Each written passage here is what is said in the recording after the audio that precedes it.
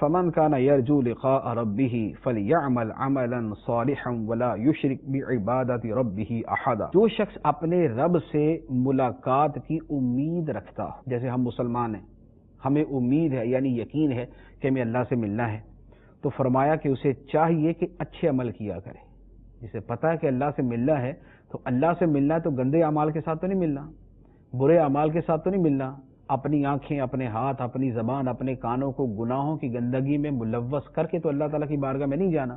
تو فرمایا کہ جو اپنے رب سے ملاقات کی امید رکھتا ہو وہ اسے چاہیے کہ نیک کام کرے اور اپنے رب کی عبادت میں کسی کو شریک نہ کرے، یعنی نہ تو شرک کرے جو شرک حقیقی ہے، اور نہ وہ اپنے اعمال میں ریاکاری کرے، کہ ریاکاری کرنا بھی شرک ہے،